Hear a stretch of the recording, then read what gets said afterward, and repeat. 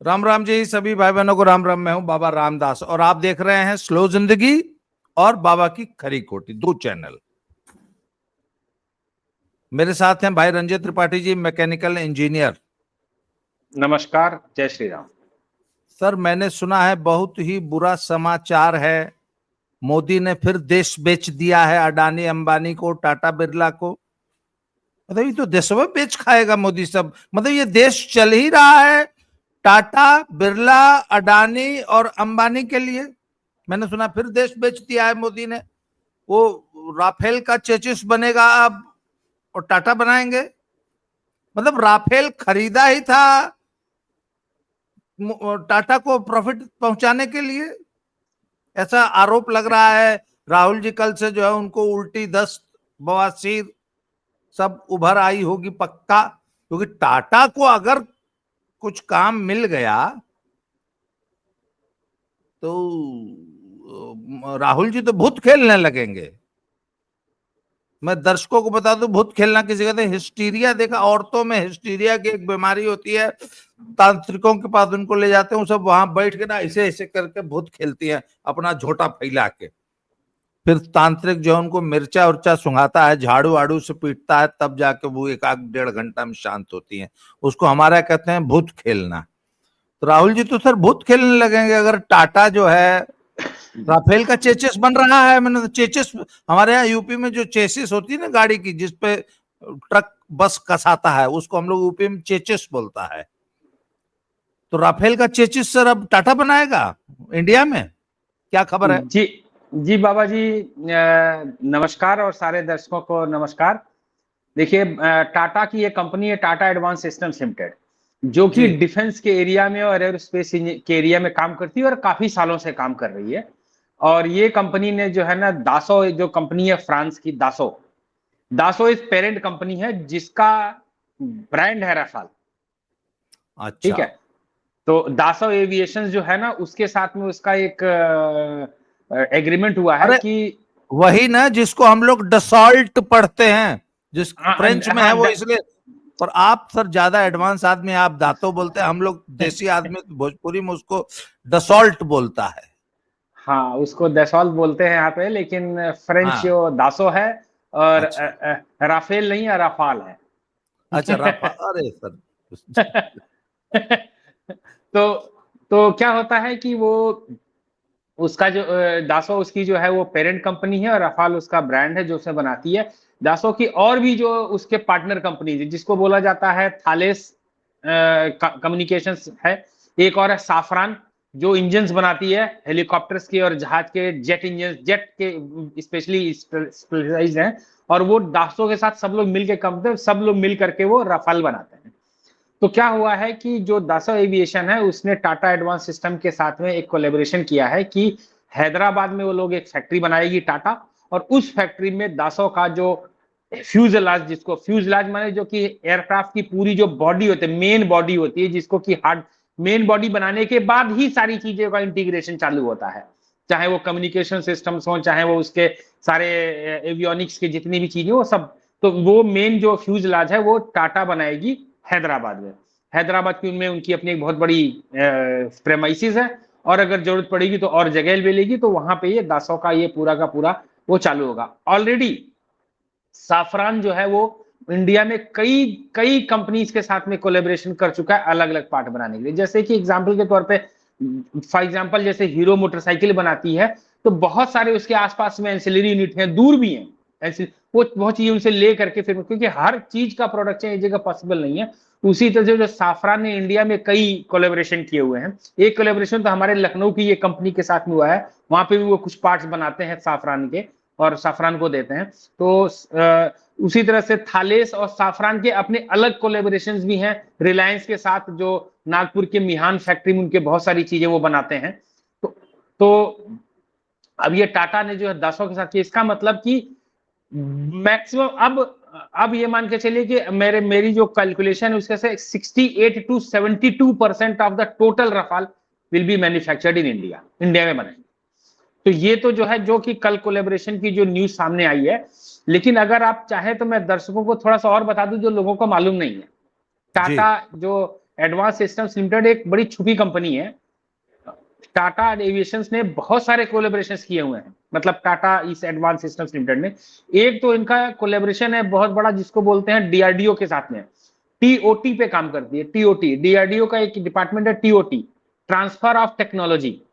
तो डीआरडीओ ने इतने बड़े बड़े एडवांस सिस्टम्स से लेकर के छोटी छोटी चीजों का आरएनडी करके बनाया हुआ है। उन डीआरडीओ ने भी आरएनडी किया हुआ कि अगर एक जवान एग्जाम्पल के तौर पे किसी पहाड़ी पे चढ़ता है, किसी टेरेन में जाता है, या किसी जंगली एरिया में जाता है, या किसी रेगिस्तानी में, उसके हिसाब से उसके पास कैरी करने के लिए क्या क्या सामान होना चाहिए और किस मटेरियल का बना होना चाहिए कि वो इतना हल्का हो।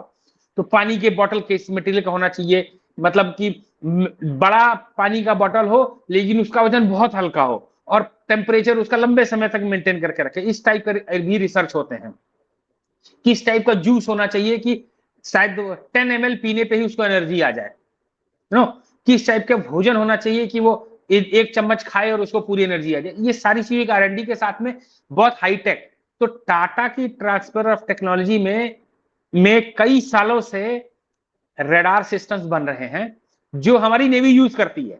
उसको ही यूज करके इंडियन नेवी हमारे जो आज सुरक्षा दे रही है, सुएज कैनाल से लेकर के अरेबियन सी से लेकर के आपका कराची का जहां पे पानी आता है वहीं तक तो सारी खतरा है। उसके बाद तो इंडिया का वाटर चालू हो जाता है, उधर कोई खतरा नहीं है। तो उधर के जितनी भी है पूरी सुरक्षा और सारा कम्युनिकेशन सिस्टम वो भारत देखती है। टाटा के ही वहां पे रडार्स लगे हुए हैं। समुद्र में जो सोनार होता है, जो साउंड से चीजों को डिटेक्ट करता है, उस सोनार को भी जो है वो ये टाटा एडवांस सिस्टम्स लिमिटेड बनाती है, हमारी नेवी यूज करती है, हमारे जो कोस्ट गार्ड्स यूज करते हैं, और हमारे जो ये भी डीआरडीओ का डेवलप किया हुआ सिस्टम है। तो ऐसे बहुत सारे डीआरडीओ सिस्टम्स है जो ऑलरेडी ये यूज कर, जैसे कि कम्युनिकेशन सिस्टम्स, आपको मोबाइल कम्युनिकेशन सिस्टम्स चाहिए। मोबाइल आपको भाई आपके पास मान लीजिए हमारी सेना के पास तो बहुत सारे मिसाइल है, लेकिन मिसाइल लॉन्चर भी तो चाहिए होते हैं ना। तो डीआरडीओ ये टाटा एडवांस सिस्टम्स लिमिटेड बहुत बड़े बड़े लॉन्चर्स भी बनाती है जो इंडियन आर्मी लेती है, और anti land anti mine tanks बनाते हैं, एंटी माइन ट्रक्स बनाते हैं जो कि आर्मी हमारी यूज करती है, और ये तो भी बनाते हैं गन्स जो 150 mm 100 mm की आर्टिलरी गन्स ही बनाते हैं, वो भी ये टाटा एडवांस सिस्टम लिमिटेड बनाती है। जी सर, आपकी बातें सुन के तो मुझे गश आने वाली है। हम तो, राहुल जी तो अपने चमचों को बता रहे थे कि टाटा सिर्फ नमक बनाती है और ट्रक बनाती है। जब आपको याद होगा, जब राफाल का सौदा हो रहा था, तो जब ये चौकीदार चोर वाला अभियान चला रहे थे सब कांग्रेसी, और वो राफेल का एक पुतला बना के सब घूमते थे चुनाव में, तो उन दिनों एक आरोप ये लगा था कि अंबानी को टेक्नोलॉजी ट्रांसफर और कुछ कंपोनेंट्स बनाने का ठेका दिया जाएगा। तो बोले अंबानी को कहाँ अनुभव है ये सब चीज बनाने का। तो टाटा को भी तो सिर्फ नमक बनाने का अनुभव था, ये सब चीज कैसे बनाने लग गया, ये सब राहुल जी तो समझ नहीं पाएंगे, वो तो यही बोलेंगे। देखिए राहुल गांधी जो है वो कुछ भी कभी भी कह सकता है किसी को भी। राहुल गांधी को पप्पू बोलने के राहुल गांधी की बदमाशी की जहरीलेपन को कवर दिया था, एक तरह से मैं कहता हूँ, सुब्रमण्यम स्वामी ने। हालांकि वो व्यक्ति पप्पू नहीं है। अगर उसको पता लगे कि ये जो इनका एक जो प्रवक्ता है ना दिल्ली में, जो शीला दीक्षित का चप्पल उठाता था, ऐसी कुछ बात बताती, चप्पल जूते उते पॉलिश किया करता था, पवन खेड़ा, अगर राहुल गांधी को पता चले अगर कोई आइडिया दे दे कि इस पवन खेड़ा का मांस दिल्ली के चांदनी चौक से लेकर के और राजीव चौक जो आज होता है वहां के बीच में दौड़ते हुए इसके टांग चबाते हुए दौड़ना है, तो तुमको सत्ता मिल जाएगी। पवन खेड़ा की दोनों टंगियां चबा जाएगा कल सुबह उठते ही। बहुत नहीं, जो इसके जो नजदीकी है ना, जो उनको भी, तो वो एक डिफरेंट टाइप का एक कैरेक्टरिस्टिक है, वो कुछ भी किसी को बोल सकता है। तो उस पे आज इस पे बात ही नहीं करते हैं ना, वो जाने दीजिए उसको। हम लोग इस पे बात करते हैं कि हम लोग क्या है यहाँ पे। मैं दर्शकों को ये बताना चाहता हूं कि हमारी जो कंपनियां हैं, हमारी स्वदेशी कंपनियां, वो विश्व स्तरीय प्रोडक्शन कर रही हैं, रिसर्च एंड डेवलपमेंट कर रही हैं, और India is going to be a super power in defence industry. मैं ये बताने की कोशिश कर रहा हूं कि राहुल जी। गांधी के एजेंडा में मत फंसिए जी। तो इतना तो कुछ बनाया हाँ, टाटा ने। इंडियन नेवी जो है, एक नेवल यूटिलिटी हेलीकॉप्टर होता है, एनयूएच बोलते हैं, नेवल यूटिलिटी, नेवी के लिए, मतलब कि उड़े और थोड़ी देर चक्कर वक्कर लगाया और देखा, और मतलब ऐसा नहीं होता कि वो वॉर के लिए नहीं होती है। तो ही मान लीजिए, तो ही हेलीकॉप्टर तो गया और थोड़ा सा एक 20 25 30 40 किलोमीटर ऊपर दौड़ा, लो एल्टीट्यूड पे दौड़ा, उसमें से लोगों नीचे देखा कि क्या हो रहा है। वो 111 हेलीकॉप्टर्स का उसने ऑर्डर दिया हुआ है इसी कंपनी, और ये बना रही है टाटा एडवांस सिस्टम लिमिटेड। और इसके अलावा जो है, ये कंपनी के दो पार्टनरशिप और है।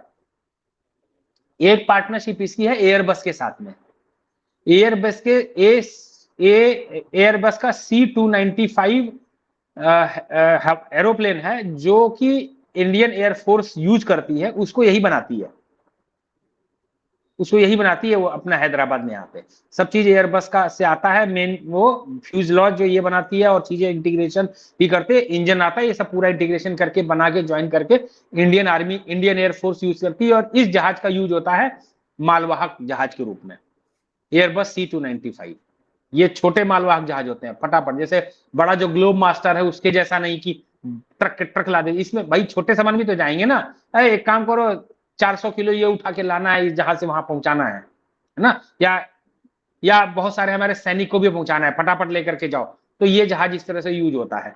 ये भी एयरबस के कोलेब्रेशन में बनाते हैं। और दूसरा एक जो इंपॉर्टेंट चीज है कि F-16 का नाम तो बहुत लोगों ने सुना है। F-16 के बहुत सारे पार्ट ये कंपनी बनाती है। लॉकहीड मार्टिन जो है, उसका जो F-16 जहाज है, वो उसके जो विंग्स हैं, जो आप देखें ना, वो डखना, हम लोग हमारे भोजपुरी में उसका डखना बोला जाता है, जो ऐसे साइड में होता है, वो पूरा का पूरा वो सारा इसी कंपनी में बनता है, और वो वहां पे जाता है। तो कुल मिलाकर के मामला ये है कि इस कंपनी को अच्छा खासा एक्सपीरियंस है। और ये कंपनी जो है ने जब भी दासों के साथ जो किया है पार्टनरशिप, उसके हिसाब से कि राफाल जो हमारे प्लेन्स हैं, they will be 68 to 72% indigenous हो जाएंगे इस कोलेबोरेशन के बाद से। और 2028 से इसके प्रोडक्शन को स्टार्ट करने का जो है वो टाइमलाइन है। अच्छा जी सर, बाबा जी। मुझे एक चीज बताइए, इस जो ये अभी पिछला भारत पाकिस्तान झड़प जो हुई और यूक्रेन ने जो रूस पे हमला किया है, उसमें ड्रोन्स का बहुत जबरदस्त प्रयोग किया गया। तो ड्रोन टेक्नोलॉजी में भारत का कितना दखल है और कितना क्या R&D हम कर रहे हैं, और उसके बारे में बताइए। भारत में ड्रोन पे कितना काम हो रहा है, कितना, क्या भविष्य क्या है? जी, यूएवी अनमैन्ड एरियल व्हीकल्स का ही जमाना आने वाले समय में है।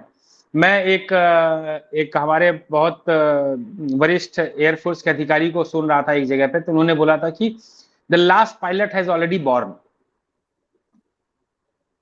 ठीक है, तो अब मतलब लास्ट वाला ऑलरेडी बॉर्न, मतलब कि अगर कोई अभी पैदा हुआ है, तो आने वाले 15 के अंदर में पायलटलेस लड़ाई हो जाएगी जहाज पे।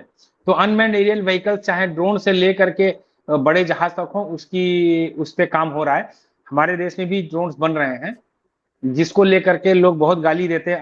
अदानी के बनाए हुए ड्रोन्स ने बहुत कमाल दिखाया अरे है, आपको याद होगा, जो भी कामिकाजी नहीं नहीं ड्रोन्स सर, थे। ये मत बोलिए सर ऐसा। अडानी ड्रोन बना रहा है, फिर देश बेच दिया मोदी ने।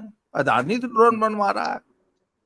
अरे जो मुझे इंफॉर्मेशन है कि जो ड्रोन्स जो वो पता इस्लामिक है, लैंग्वेज में बोले। कांग्रेस की सरकार आएगी तो अडानी का एक भी ड्रोन नहीं खरीदेगी। वो कोई प्रॉब्लम नहीं है, आए तो पहले वो तब देखा जाएगा। ठीक है। जी। अब मैं एक चीज दिखाता हूँ कि जो इसराइल की जो कंपनी है, जो बहुत फेमस है, हैरप, जो ड्रोन्स बनाती है, उसके साथ में अडानी का ही कोलेबरेशन है। अडानी ही वो ड्रोन्स बनाती है इंडिया में, ओहो। अडानी डिफेंस। तो ऐसे करके जो है,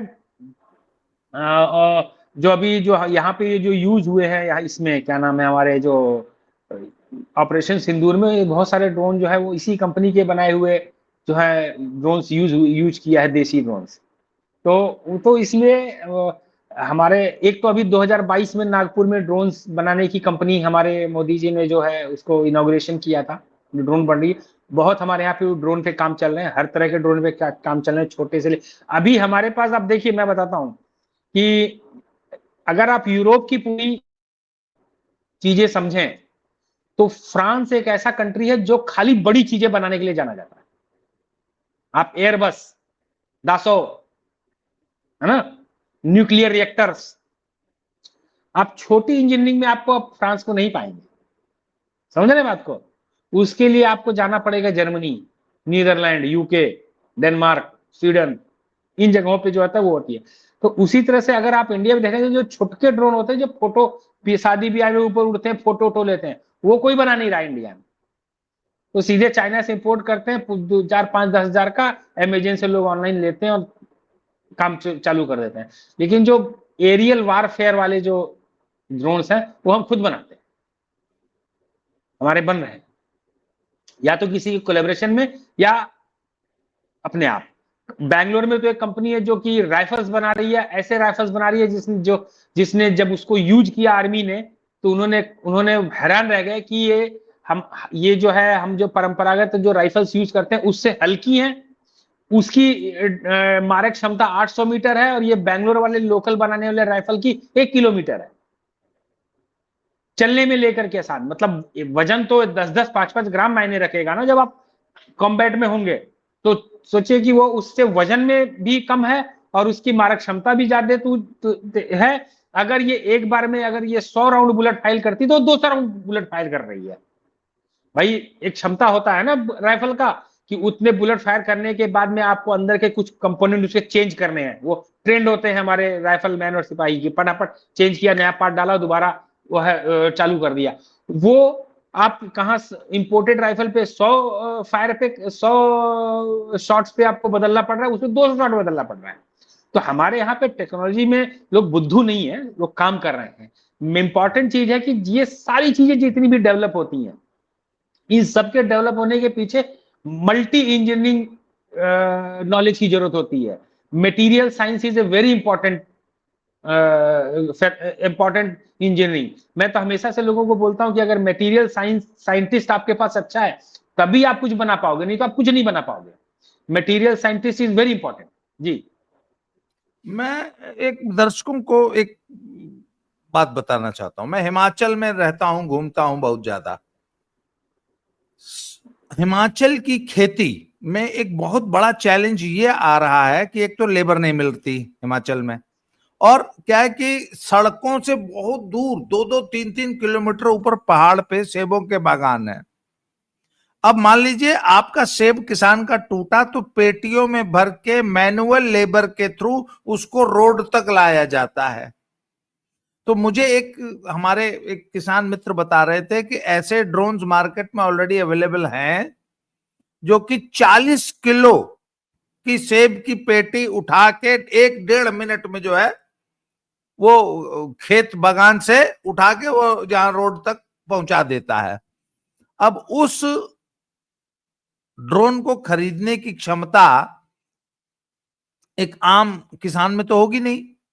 तो कल भविष्य में कल को ऐसी कंपनियां या ऐसे लोग आ जाएंगे जो ऐसे ड्रोन्स डिप्लॉय करेंगे और उसको किराए पे किसानों को देंगे, और किसानों को कृषि में कितनी मदद मिलेगी सोच लीजिए। इसके अलावा क्या नाम, कीटनाशक और खाद का छिड़काव करने के लिए ड्रोन्स का प्रयोग ऑलरेडी हो रहा है। तो सर ये ड्रोन तो आम रोजमर्रा की जिंदगी में हमारा मजदूर किसान, हमारी इंडस्ट्री, हमारी एग्रीकल्चर, इसमें कितनी जबरदस्त इसका कंट्रीब्यूशन होने जा रहा है। उसके बाद डिलीवरी में आजकल जो ये ब्लिंकिट और ये भाई जो कंपनियां हैं 6 मिनट में डिलीवरी दे रही हैं, मैंने सुना है कि अब इसमें बहुत जल्दी ड्रोन आने वाले हैं जो कि ड्रोन जो है डिलीवरी दिया करेंगे। तो इसके बारे में कुछ बताइए जरा।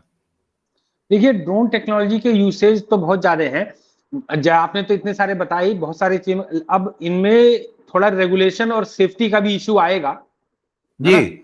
वो देखना बहुत जरूरी होगा कि ऐसे भी नहीं हो सकता है कि किसी को भी गवर्नमेंट अलाउ कर दे या सिक्योरिटी अलाउ कर दे कि कहीं पे भी एक दुकान पे बैठे हैं, उसमें आपने झोला लटकाया और लेके जाओ और त्रिपाठी जी के घर पे ये ड्रॉप करके चले आओ। तो कौन सा कहाँ जा रहा है, क्या हो रहा है, यू नेवर नो कि कौन क्या उसमें फ्लाई कर रहा है। तो वो बहुत कंट्रोल मैनर में होगा, इतना भी आसान नहीं है ये, मतलब थर्टिकली उसमें देखने में सही सिक्योरिटी लगता है। कंसर्न आ गया, ये यस। स्पेशली यूक्रेन हमले के बाद सिक्योरिटी कंसर्न्स भी आ गए कि उसमें बम भी तो आ सकता है। हाँ, तो इसलिए इसलिए वो परमिशन मेरे ख्याल से मुझे लगता है कि शहरों में नहीं हो सकता है कि गांव में कुछ या पहाड़ी इलाकों में अंडर कंट्रोल्ड वॉच ये परमिशंस आ जाए कि हाँ, मतलब ये कंपनी है, इस कंपनी के पास इतने ड्रोन्स हैं, इस ड्रोन्स का ये नंबर है, ये मार्किंग है, ये करने के लिए इसको परमिशन है, और उसको डेली का उसको अपना लॉग दिखाना पड़ेगा कि कब कहाँ से कितने बजे उड़े, कहाँ गए, क्या गए, उसके सारी की सारी एक रिकॉर्डिंग रखना चाहिए। जो फुटप्रिंट रहेगा ड्रोन का, वो सारे सिस्टम्स लगाने पड़ेंगे, नहीं तो इट विल बिकम मेस पूरा। तो मुझे नहीं लगता है कि ये इतना जल्दी करना चाहिए, और करने की जरूरत भी है हमारे देश में। हाँ, हमारे पास वो टेक्नोलॉजी होनी चाहिए जो हमें वारफेयर में यूज हो रहा है, वो टेक्नोलॉजी जो हमें लाइफ में उन जगहों पर यूज हो जहां पे लोगों का लाइफ रियली बहुत हार्ड है। मैं लखनऊ में रहता हूँ कि मुझे नहीं लगता कि आई नीड एनी ड्रोन, कि मुझे ड्रोन से कोई चीज लाके डिलीवर करे। मैं, आप जानते हैं मैं इंजीनियर हूँ, टेक्नोलॉजी पे ही काम करता हूँ, ऐसे ही संस्थानों के साथ काम करता हूँ जिनको जो ये सब काम कर रहे हैं।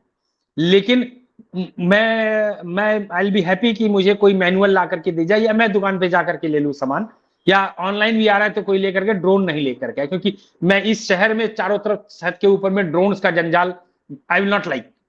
सिक्योरिटी मेरे कंसर्न रहेंगे, प्लस उसके ऊपर और भी बहुत सारे कंसर्न रहेंगे। तो ये इतना आसान है कहना, बट ये इतना मुश्किल है इसको इम्प्लीमेंट करना टफ टेरेन्स में। जैसे हिमाचल की किसी टफ टेरेन हो गया, या उत्तराखंड के हो गए, या सी कोस्टल एरियाज हो गए, कहीं पे हो गए, इन जगहों पे एक लिमिटेड कंट्रोल्ड मैनर में, फैशन में उसको यूज करना मेरे ख्याल से वो ज्यादा सही रहेगा, कंपेयर टू कि शहर शहर गांव गांव गली गली दौड़ रहे हो, दौड़ उड़ रहे हो। तो जी। अच्छा सर, तो अब वापस आते हैं वो टाटा वाली कंपनी जो कि बना रही है। तो अभी सर इसका ब्रह्मोस का भी एक यूनिट उत्तर प्रदेश में जो है योगी जी ने इनाग्रेट किया है, और उत्तर प्रदेश के जितने भी एक्सप्रेसवे एग्जिस्ट कर रहे हैं या जो नए बन रहे हैं, सभी एक्सप्रेसवे के किनारे यूपीडा ने लगभग 3700 हेक्टेयर जमीन ऑलरेडी एक्वायर कर ली है, और लगभग 5500 हेक्टेयर को और एक्वायर करने का की प्रक्रिया शुरू की है। यूपीडा नामक एक संस्था है यूपी की, और वहां पे सारे इंडस्ट्रियल कॉरिडोर और स्पेशली डिफेंस कॉरिडोर लेके आ रही है यूपी गवर्नमेंट।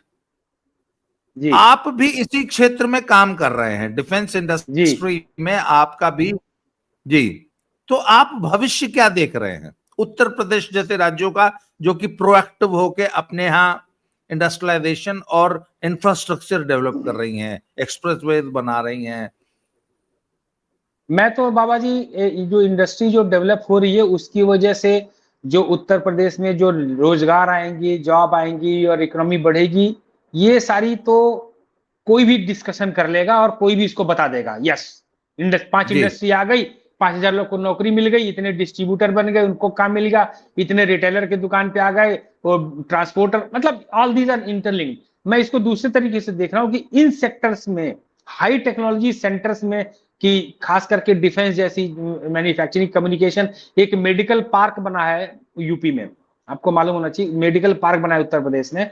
वो मेडिकल डिवाइसेस पार्क है एक्चुअली, वहां पे medical devices made in India बनाने के लिए रिसर्च एंड R&D चल रही है। उसमें हमारे उत्तर प्रदेश का IIT BHU और IIT कानपुर और अदर जो सेंटर्स है वो पूरे कोलेबोरेशन में है, उनके साथ में सबसे काम होता है।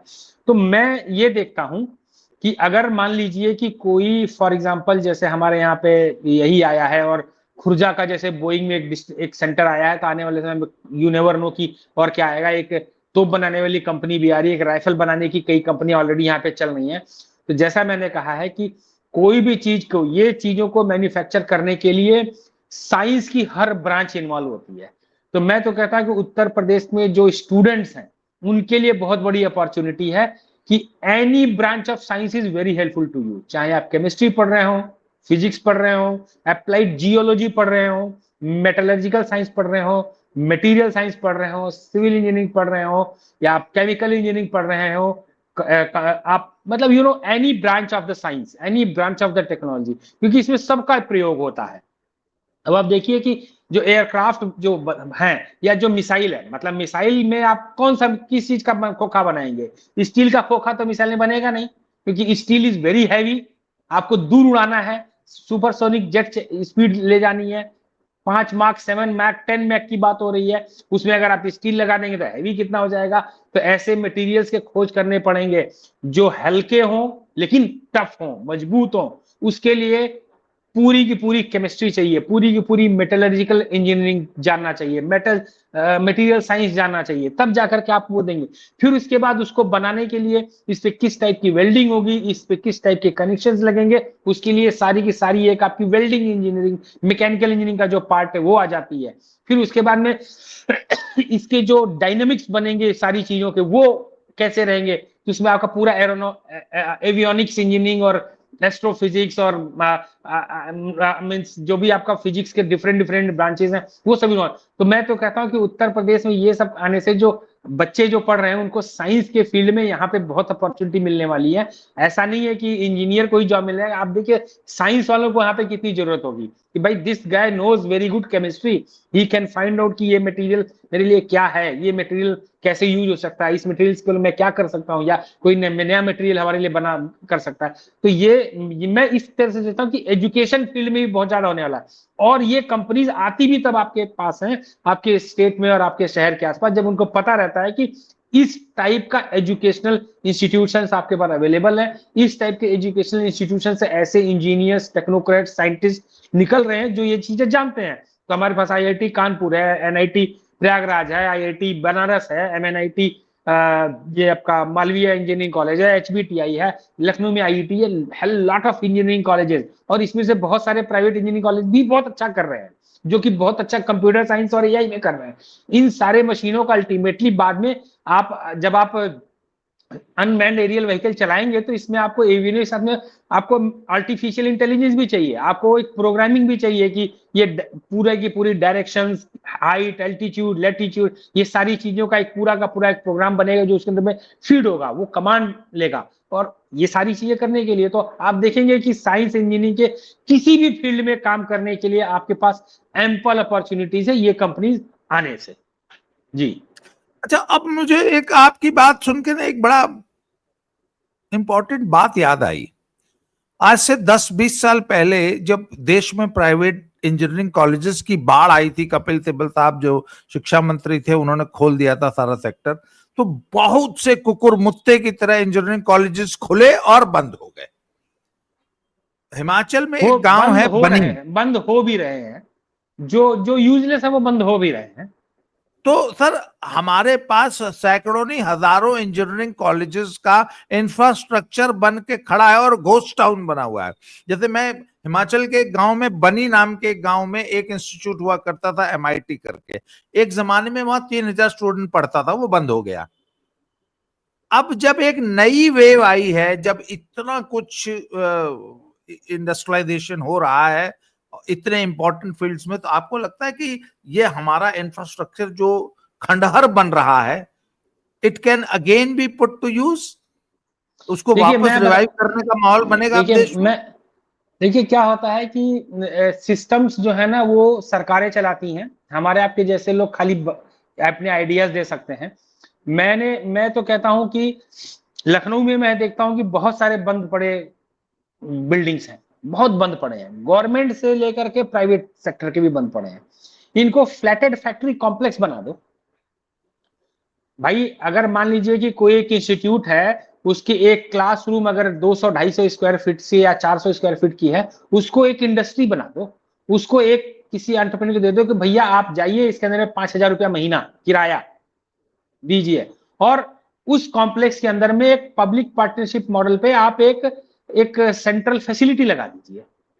सेंट्रल फैसिलिटी में आपको वो फैसिलिटी हो जाएगी, एक 200 स्क्वायर फीट में बैठा बंदा जो है अपने आइडिया को लेके जाए, वहां पे वो चीजों को फैब्रिकेट कराए, अपने ऑफिस में लाए, उसको जोड़ ले, सेल्स एंड मार्केटिंग करके मार्केट में उतार दे। मैं तो लोगों को एग्जांपल देता हूं कि 2009 में मेरी एक फ्रेंच कंपनी के साथ में मेरा एक कनेक्शन हुआ था, और मैंने जब उसकी प्रोफाइल देखी तो they are present in 175 countries, they have turnover of 50 million US dollar euros. मैं इंडिया में वो काम करना चाहते हैं, ये करते हैं वगैरह वगैरह। तो मेरी डिस्कशन करते करते करते करते जो है वो 2011 आ गया। 2011 में मैं फ्रांस गया, उनकी कंपनी में गया वहां पे, और वहां पे जाकर के मैंने, विश्वास नहीं करेंगे कि जो कंपनी 175 कंट्रीज में अवेलेबल है, उस समय पे 50 मिलियन यूरो से ज्यादा जिसका टर्नओवर था, that company was just 2 hall company of 3000 square feet बस, और कुछ नहीं था उसके पास। 3000 हाँ, स्क्वायर फीट के मतलब दो 3000 स्क्वायर फुट 2 हॉल्स में चलती थी। दो हॉल था, और एक उनका कुछ 1200-1500 स्क्वायर फीट का एक ऑफिस एरिया रहा होगा, उसमें थी। उनके पास कोई मैन्युफैक्चरिंग फैसिलिटी नहीं थी। वो जो भी पार्ट था वो कहीं थर्ड पार्टी से अपनी डिजाइन देते थे। तो अपना कवर, जो खोखा होता है, पैकिंग, वो अंदर के electronics, everything they use to get it manufacture outside, वहां लाते थे। एक हॉल में उनके असेंबलिंग करने वाले फिटर्स, इंजीनियर्स बैठते थे, वो एक लाइन पे उसको असेंबल करते थे, एक लाइन पे उसकी क्वालिटी टेस्टिंग होती थी, थोड़ी दूर पे 2 टेबल छोड़ के उसकी एक्सपेरिमेंटल टेस्टिंग पे लगातार चलते रहते थे, और दूसरे हॉल में जाके वो पैक होकर के एक्सपोर्ट हो जाया करते थे। तो मतलब ये तब, अब सोचिए, मैं हमेशा ये इंडस्ट्री वालों से, यहाँ के लोगों को बात करता हूँ, सरकार के अधिकारियों से भी मैंने कई बार कहा है कि लेटेस्ट से मैं एक पर्टिकुलर प्रोडक्ट बनाना चाहता हूं, मुझे नॉलेज है, मुझे आइडिया है, मुझे सब चीज है, आई नो एवरीथिंग, क्योंकि मैंने कई साल उसमें काम किया है। अब अगर मैं चाहता हूं कि ये अब इंडिया में मैं खुद बनाऊं, तो बनाने के लिए यहाँ का जो सिस्टम है, जमीन खरीदो, बिल्डिंग बनाओ, उसमें मशीन खरीदो, इससे पहले कि आपने कुछ किया, आपके सर पे सोचते ही करोड़ों का खर्चा आ गया। ऐसे कंपनीज नहीं बन पाएंगी, ऐसे इंडस्ट्रीज नहीं बन पाएंगे। ये इंडस्ट्रीज बनाने के लिए हर जगह पे एक सेंट्रलाइज फैसिलिटी चाहिए होगी, जो कि मैंने देखा है यूरोप में, मैंने चाइना में भी देखा है। चाइना में मैंने, जैसे आप अपार्टमेंट्स है, होते हैं ना अपार्टमेंट, ऐसे अपार्टमेंट्स में चलती हुई कंपनियां देखी हैं, कई कई लाखों डॉलर की। क्यों? वो उस अपार्टमेंट में खाली वो अपार्टमेंट के 2-3 बीएचके का अगर अपार्टमेंट है, तो वो 2 बीएचके और एक हॉल को खाली अपनी प्रोडक्शन के लिए यूज कर रहे हैं, एक हॉल को ऑफिस यूज कर रहे हैं, और उनके सारी चीजें आउटसाइड, उनके यहाँ से कुछ 20-30-40-50-100 किलोमीटर दूर से बन बन के आ रही हैं, और उनके यहाँ पे पहुंचाई चली जा रही है, वो असेंबल कर रहे हैं, जोड़ रहे हैं, बना रहे हैं, इनके आइडियाज वहां जा रहे हैं। तो इसी तरह से क्या होगा कि हर जगह पे 2-2, 3-3 ऐसे सेंट्रल फैसिलिटीज लगानी पड़ेंगी, और वो सेंट्रल फैसिलिटीज का काम होगा कि वो इस इंडस्ट्री को, आप देखेंगे कि जब इस तरह की सेंट्रल फैसिलिटीज का पे back period is less than 1 year. आप अगर 10 करोड़ का अगर इन्वेस्टमेंट कर देते हैं और इस टाइप के घोस्ट बिल्डिंग में, और वहां पे इस टाइप के आपने 10 कंपनी भी खड़ी कर दी, तो 1 साल के अंदर में आपका पे बैक हो जाता है। तो ये वो इतना इंडस्ट्री इतना सर्विस दे देगी उस सेटअप को, प्लस उसके बाद उसको बेच के, उसको काम करके, उससे जितना जीएसटी कलेक्शन हो जाएगा कि वो आपके इस इन्वेस्टमेंट को निकाल देगी वापस, साल 2 साल में। उसके बाद प्रॉफिट ही प्रॉफिट है। तो मैं कहता हूं कि आप, हमारे जैसे लोगों को, आप लैंड बिल्डिंग के चक्कर में मत उलझाइए।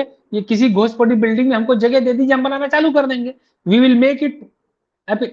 तो वो सर पे बोझा लेकर के जब कोई व्यक्ति बिजनेस कर, आप देखते होंगे कि अगर कोई बिजनेस करने आता है, आप देखिए कुछ समय में इंडिया में फेल होता है, वो इसीलिए फेल होता है कि वो सर पे बोझा लेके चलता है। आप बोझा मत डालो उसके सर पे, let him do the business.